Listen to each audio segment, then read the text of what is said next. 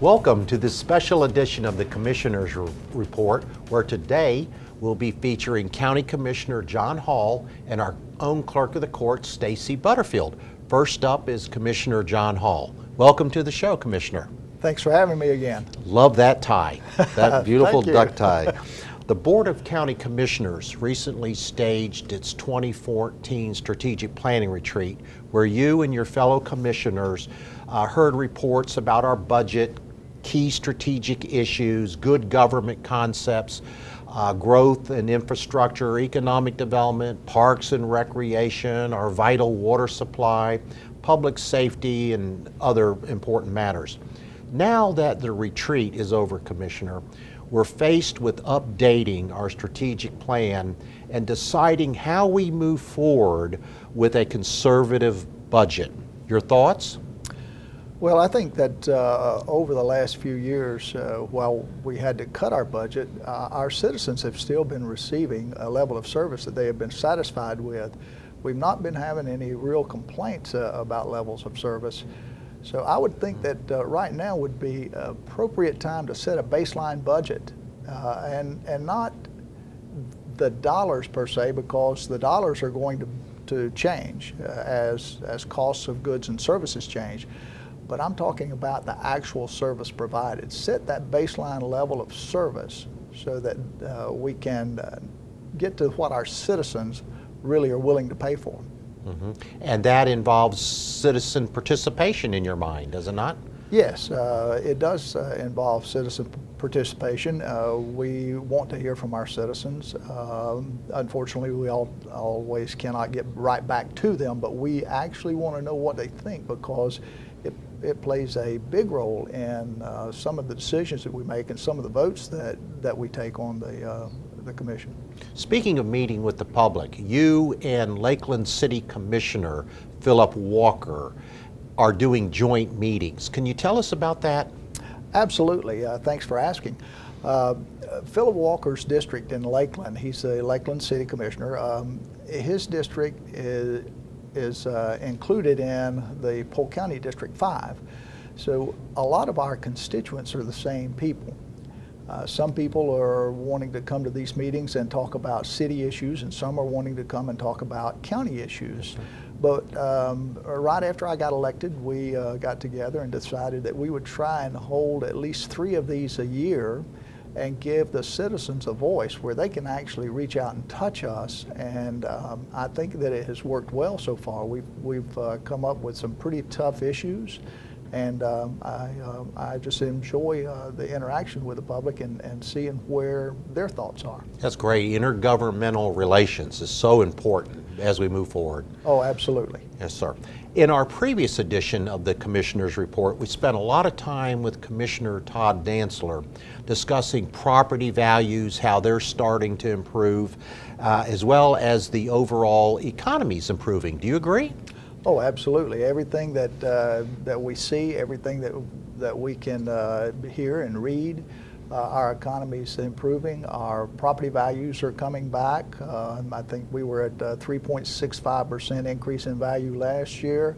We got a good report from our property appraiser this year so far as what our tentative values may be, and we'll be waiting until June to get the final values. But it looks like we're on the way back up, and that's why I said what I did earlier about setting a baseline, because as our values come back and our tax monies start to increase, we may want to consider leaving that money in the hands of the people that earn it, our citizens, our businesses, and let them stimulate our economy, because really they will decide how we can grow and how fast we can recover in Polk County, and take it out of the hands of government and leave it in the hands of the people that earn it.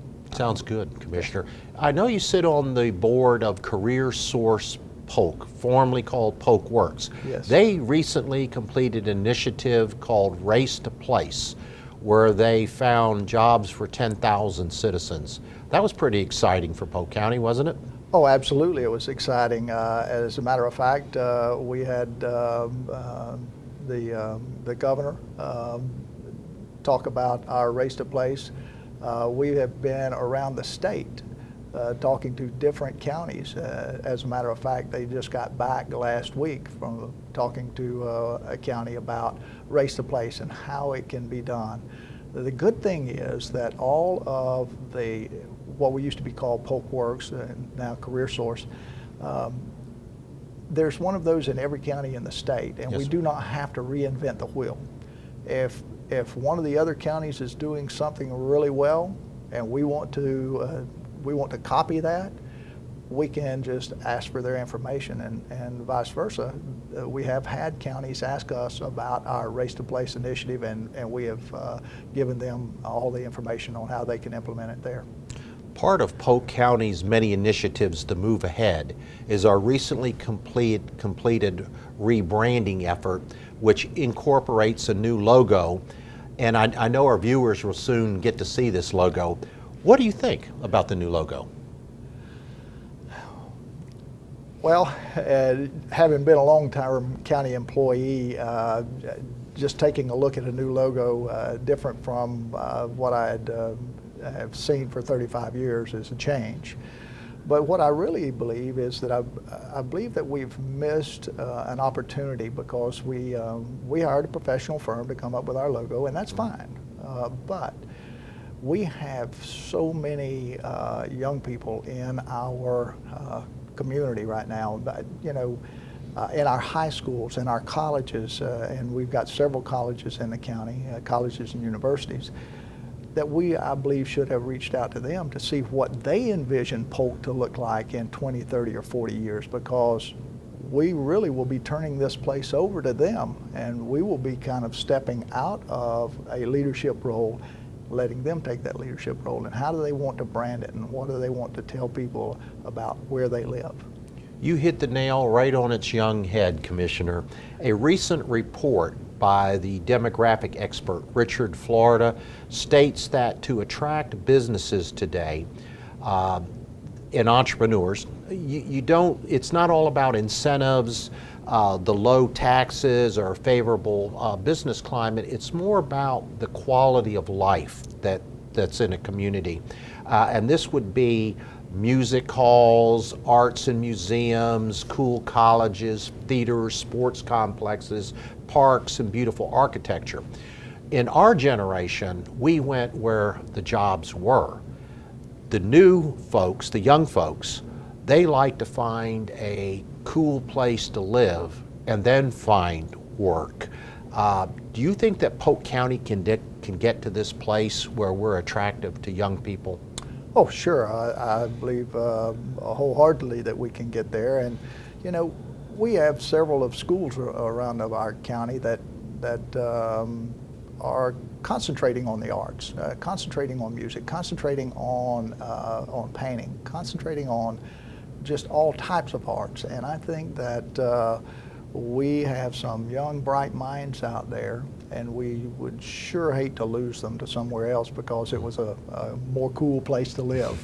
And one of those schools, of course, is the Harrison Center for the Arts, and I know that there recently was a new sculpture dedicated to Lois Coles Harrison. Absolutely. If you haven't been to the Harrison School of Arts, or anyone that's listening hasn't been to the Harrison School of Arts, I would urge you to take a tour. Some of the best artwork lines those hallways. It is just a fabulous place to be, and the students there are just great. When you are there and you get to meet them, they are happy to be there, and that's a big difference in education and learning. Are you happy with where you are? And we agree wholeheartedly with you, Commissioner, about the young people and how talented they are. The Ledger sponsors with the school board the Silver Garland Awards, and business people and community leaders are the judges, and almost to a person, if not to a person, they believe that's one of their favorite days of the year because they feel so good about the young people coming behind us. And you're undoubtedly a proponent of our young people. One of the numerous programs that you're affiliated with, Commissioner, is to promote the bettering of our lives and the lives of young people through a tobacco-free partnership of Polk County. Can you please provide us some background on this organization and its goals? Sure, and I wish that I could say that I had taken the lead, but I was actually, the students had reached out and touched me and invited me to one of the events. And I went and I was really impressed with the students that were there and their passion for this subject. I got a couple of statistics, if you don't mind me sharing them. No, because I know they're important. Yes. Tobacco use is a leading cause of preventable deaths in the United States. It kills more Americans than AIDS, alcohol, car accidents, murders, suicides, drugs, and fires combined. 9 out of 10 adult smokers in the U.S. start by the age of 18, and 2/3 become regular daily smokers before 19. And if the current trends continue, more than 300,000 Florida kids will die prematurely from their own smoking or from secondhand smoke. You know, Commissioner, those are some sobering and staggering statistics. Who is leading the campaign against tobacco use in Polk County? It's I was invited to a meeting by a student group called SWAT. I actually have one of their shirts here, if you don't mind me showing it. And it's students working against tobacco, and that is a excellent group. They're trying to reach out to every high school campus. They have multiple high school campuses already, but their goal is to have this group on as a club on every campus in Polk County, and I can't think of a better way to spend your high school years than trying to take care of us as a society and their fellow students. Is there anything that community leaders like the Board of County Commissioners can do, or our municipal partners, to aid this important crusade? We already do. The Polk County Health Department is involved. Dr. Cho goes to these meetings and encourages the young folks that are there. I attend every one of the meetings that I possibly can. It's a wonderful end of the school year award ceremony. I would urge you or anyone else to come and just watch and see how these young people interact and how proud they are to have taken a part in a year-long campaign to help their fellow students either kick a habit or not start a habit. Mm-hmm. It's young people helping young people. And in some cases, it's young people helping us older people. We appreciate your passion for our young residents, Commissioner Hall, and thank you for being on the show today. Please stay tuned, because we will be right back interviewing an energetic young professional who does a masterful job of heading our Clerk of the Court's office in Polk County. Thank you.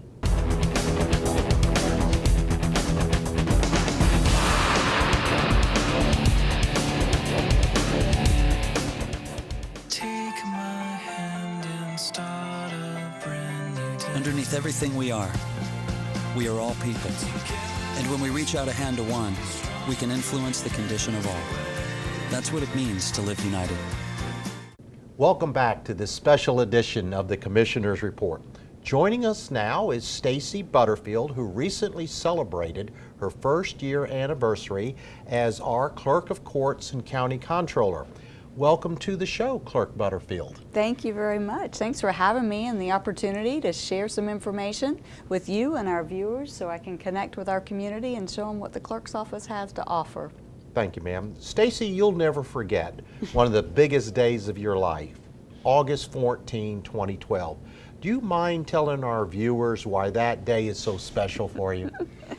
Yes, you're right. That is a major milestone that day, and I had the privilege to be elected as the Clerk of the Circuit Court and County Controller for Polk County, and that in and itself would make for an exciting day. It happened to be my 50th birthday that day, and so I had an opportunity to realize a dream that I had been working on for more than a decade. And I had actually just a very few months to prove myself to the voters and gain their trust, and I was absolutely humbled to see the results of the election, and it is an honor for me to have the privilege to serve. Oh, yes, ma'am. You know, and I had the honor of being there that evening with you, your family, your friends, your colleagues, and the room was electric that night. And it was electric because we knew we had a great, bright future going ahead with you. Thank Your you. election was just one of the numerous highlights of your amazing life so far. Before we talk about your role as the clerk of courts, could you look back a little bit for our viewers and let us know how you came to serve us in this important office? I'd love to. I mean, let's start with, I'm a Floridian. I was born just a little north of here in Marion County, but I moved to Polk County as a young child with my parents. My dad's work brought him here.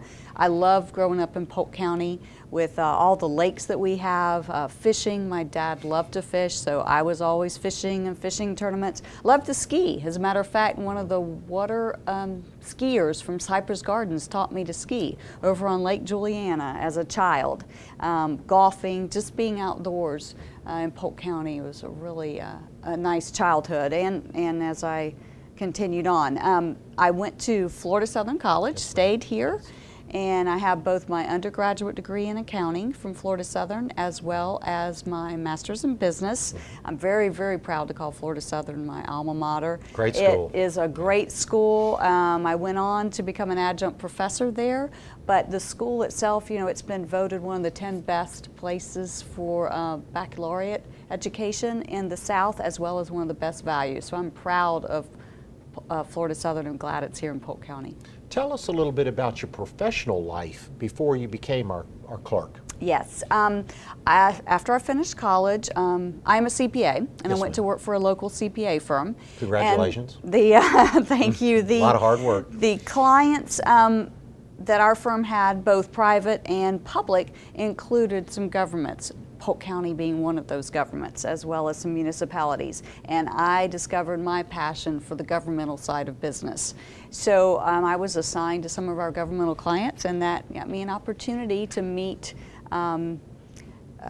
Dixon at the time, our clerk, with Mr. Weiss, and I joined the clerk's office in 1986 as an internal auditor and progressed through the organization. Before becoming clerk, I was the director of finance and accounting. And you just told us you had the opportunity to work with two long-serving clerks of court. And they had their style, but one senses, Stacy, that there's a more personalized service and community outreach now with you. Yes. You know, Mr. Dixon and Mr. Weiss did a great job. They were wonderful leaders. Mr. Weiss, our most recent clerk, is a wonderful mentor and has been through the years and continues to be, Yes, and a friend, and a wonderful friend.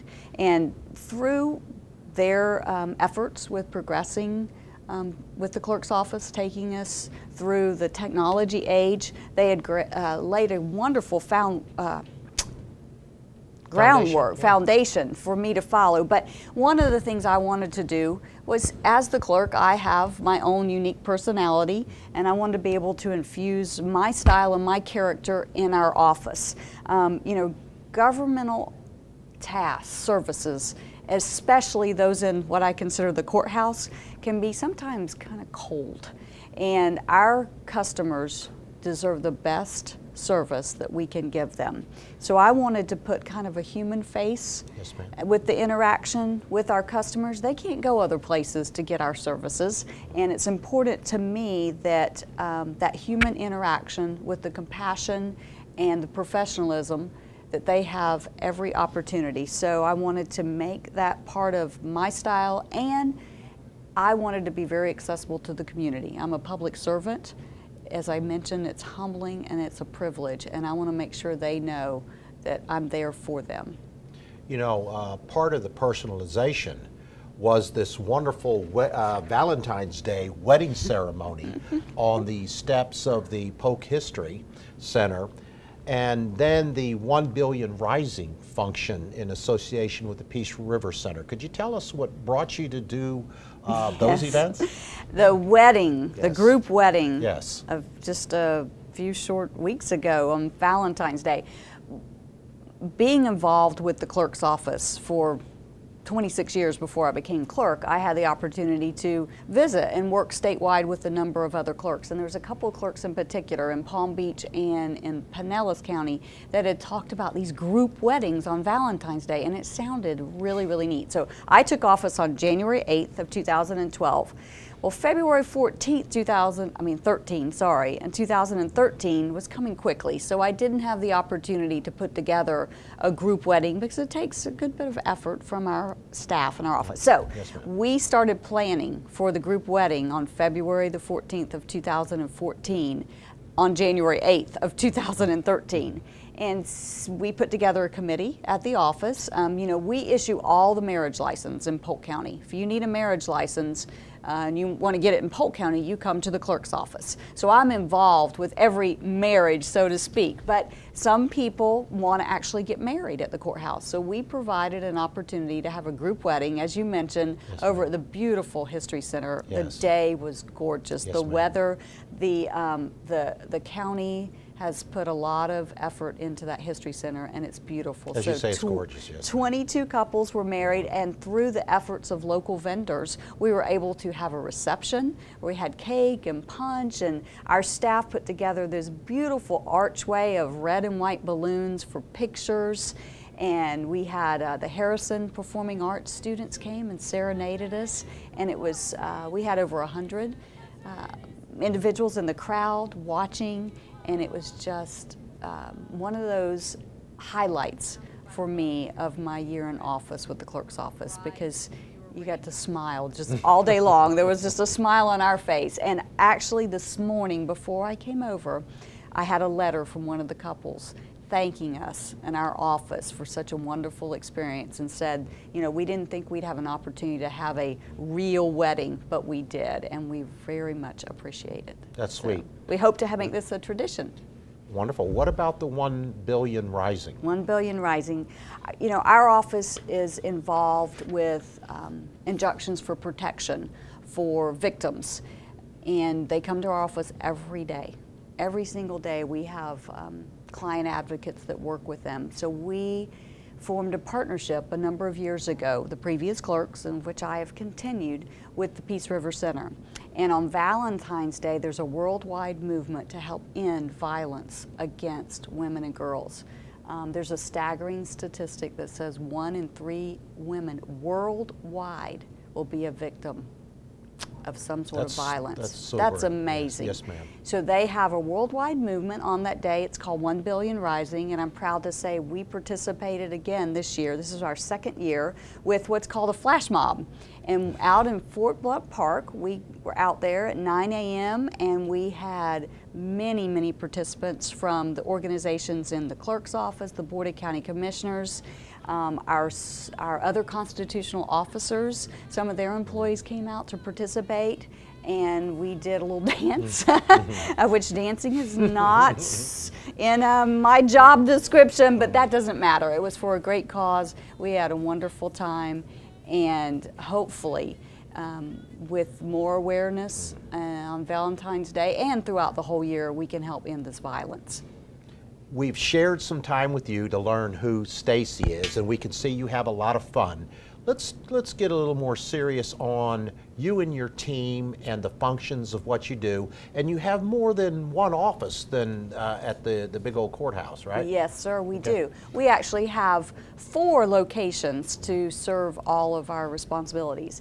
And as the clerk of the circuit court and the county controller, I have 3 major responsibilities. And the way I like to describe it is, it's like 3 separate entities all under one umbrella. So I say I wear 3 hats. And I have my hats with me because I think people can relate to it when we can show them that each of the responsibilities falls under one of these realms. So as clerk of the circuit court, I am, it's, you know, it's the American way. It's what you think of our system of justice.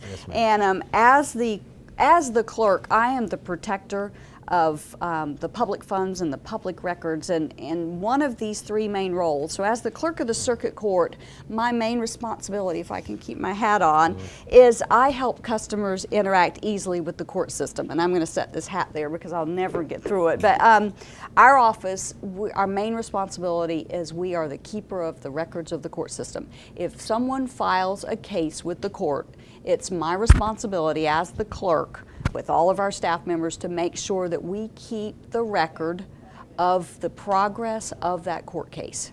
So as that case is filed, as it's scheduled for hearing, as the judge enters an order, that's our responsibility to maintain those records with accuracy and integrity. As the clerk of the circuit court, that also involves things like jury duty. If you are summoned to jury duty, you'll get a summons from our office to attend jury duty. We also maintain the evidence. You know, when you've seen people go in court and you've seen the attorney go, this is, I want to admit and judge this evidence number, market exhibit 2345. That goes to our clerk. And our clerk then brings it and maintains it. And as the clerk, I'm responsible for maintaining all of the evidence. That chain of custody is so important. Chain of custody through the whole thing, as well as, again, keeping up with what the court's orders are. In my second role as, let's do the county recorder. Okay, as the very good. county recorder, and this kind of looks like a construction hat because I kind of, the link to me is mortgages, deeds. Oops, and I lost that hat. Goodbye. But as a way of life for our citizens, we rely on accurate records. You want to know if there's a lien against a property if you're considering buying that property. So it's my job to maintain and record all the deeds, judgments, marriage license, mortgages of the county. And then my third hat is I am the county controller. And as the county controller, as you can see with the dollar sign, I am the chief financial officer for the Board of County Commissioners. The Constitution of the state of Florida gave that responsibility through checks and balances, which is very important. And I am the clerk, accountant, and auditor to the Board of County Commissioners. As the clerk to the board, I keep all the minutes of their meetings. All the board meetings, you'll see someone from our office there recording all the actions of the board.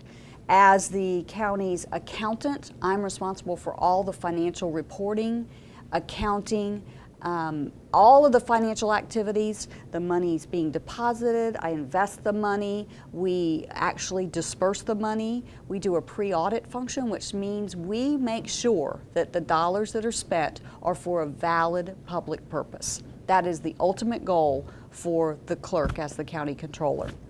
And so we also in that light, we do what's called the value adjustment board. When people, it's a little known fact that the clerk actually staffs the value adjustment board. If you disagree with your value, then you can file a petition with the value adjustment board. Those come to our office, we schedule the hearings, we prepare everything to go forward to the value adjustment board. Thank you, ma'am. We again thank Commissioner John Hall and our clerk Stacy Butterfield for being with us today. We want to remind our viewers to join us next month when we'll have 2 more commissioners coming on board to talk about policies and practices important to the residents of Polk County. I'm your host, Jim Degennaro, reminding you to please take care and enjoy this beautiful community we call home.